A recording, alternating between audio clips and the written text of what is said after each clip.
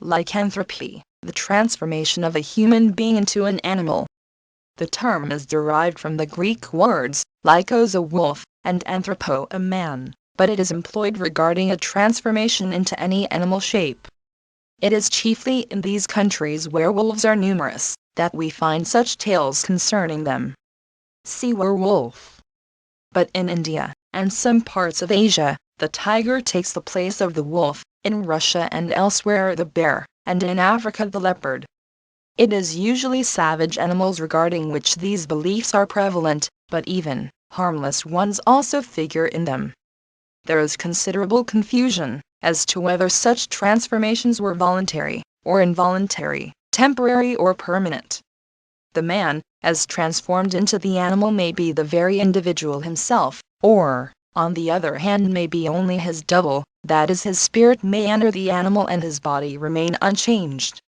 Magicians and witches were credited with the power of transforming themselves into wolves and other animals' shapes, and it was asserted that if the animal were wounded, that the marks of the wound would be discovered upon the wizard's body.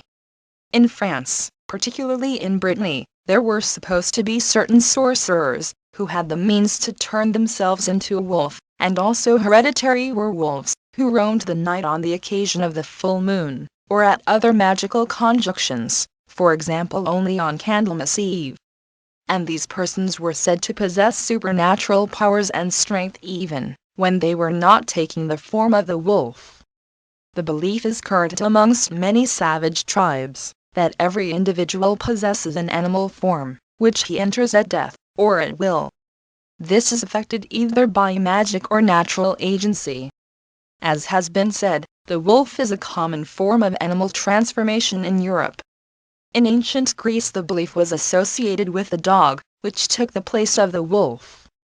Other similar beliefs are found in India and Java, and in the former country we find the werewolf in a sort of vampire form. Guyon relates the history of an enchanter, who used to change himself into different beasts. Certain people, said he, persuaded Ferdinand, first emperor of that name, to command the presence of a Polish enchanter and magician in the town of Nuremberg, to learn the result of a difference he had with the Turks, concerning the kingdom of Hungary, and not only did the magician make use of divination, but performed various other marvels, so that the king did not wish to see him, but the courtiers introduced him into his chamber. There he did many wonderful things, among others, he transformed himself into a horse, anointing himself with some grease, then he took the shape of an ox, and thirdly that of a lion. All in less than an hour. The emperor was so terrified by these transformations that he commanded that the magician should be immediately dismissed, and declined to hear the future from the lips of such a rascal.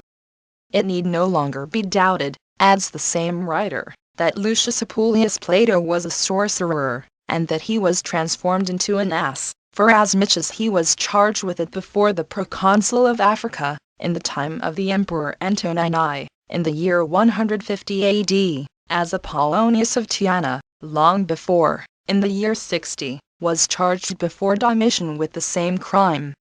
And more than 3 years after, the rumor persisted to the time of St. Augustine, who was an African, who has written and confirmed it, as also in his time the father of one Prestanus was transformed into a horse, as the said Prestanus declared.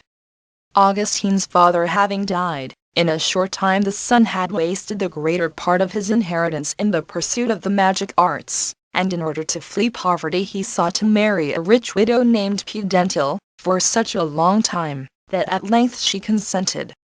Soon after, her only son and heir, the child of her former marriage, died.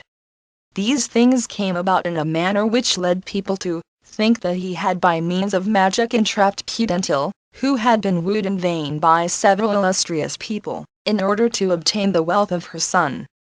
It was also said that the profound knowledge he possessed, for he was able to solve difficult questions, which left other men bewildered, was obtained from a demon or familiar spirit he possessed.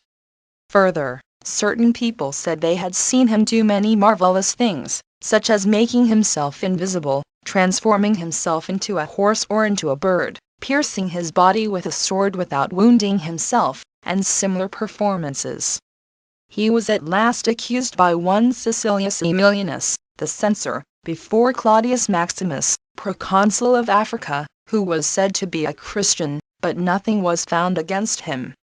Now that he had been transformed into an ass, St. Augustine regards as indubitable, he having read it in certain true and trustworthy authors, and being besides of the same country, and this transformation happened to him in Thessaly, before he was versed in magic, through the spell of a sorceress, who sold him, and who recovered him to his former shape after he had served in the capacity of an ass for some years, having the same powers and habits of eating and braying as other asses, but with a mind still sane and reasonable as he himself attested. And at last, to show forth his case, and to lend probability to the rumor, he wrote a book entitled The Golden Ass, a melaying of fables and dialogues, to expose the vices of the men of his time, which he had heard of, or seen, during his transformation, with many of the labors and troubles he had suffered while in the shape of an ass.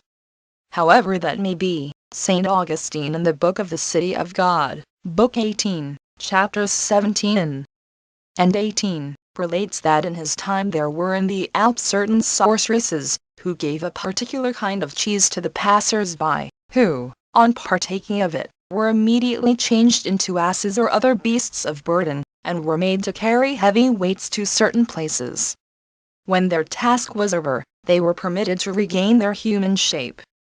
The Bishop of Tyre, historian, writes that in his time, probably about 1220, some Englishmen were sent by their king to the aid of the Christians, who were fighting in the Holy Land, and that on their arrival in a haven of the island of Cyprus a sorceress transformed a young English soldier into an ass. He, wishing to return to his companions in the ship, was chased away with blows from a stick, whereupon he returned to the sorceress who made use of him, until someone noticed that the ass kneeled in a church and did various other things, which only a reasoning being could do. The sorceress who followed him was taken on suspicion before the authorities, was obliged to give him his human form 3 years after his transformation, and was forthwith executed. We read, says Lois Guion, that Ammonius, a peripatetic philosopher, about the time of Lucius Septimius Severus, in the year 196 AD, had present at his lessons an ass whom he taught. I should think that this ass had been at one time a man, and that he quite understood what Ammonius taught, for these transformed persons retain their reason, unimpaired, as St. Augustine and other writers have assured us. Fulgos writes, Book 8, Chapter 2, that in the time of Pope Leon, who lived about the year 930, there were in the Black Forest region of Germany 2 sorceresses, who used thus to change their guests into beasts, and on one occasion she changed a young mountebank into an ass, who, preserving his human understanding, gave a great deal of amusement to the passers-by. A neighbor of the sorceresses bought the ass at a good price, but was warned by them that he must not take the beast to a river, or he would lose it. Now the ass escaped one day and running to a nearby lake plunged into the water, when he returned to his own shape. Apuleius says that he regained his human form by eating roses. There are still to be seen in Egypt asses, which are led into the marketplace, to perform various feats of agility and tricks, understanding all the commands they receive, and executing them, such as to point out the most beautiful woman of the company, and many other things, that one would hardly believe, and Billen, a physician, relates in his observations, that he has seen them, and others also, who have been there, and who have affirmed the same to me. One day there was brought to St. Macarius, the Egyptian, says Comet, an honest woman who had been transformed into a mare by the wicked art of a magician. Her husband and all who beheld her believed that she had really been changed into a mare. This woman remained for 3 days without taking any food, whether suitable for a horse or for a human being. She was brought to the priests of the place, who could suggest no remedy.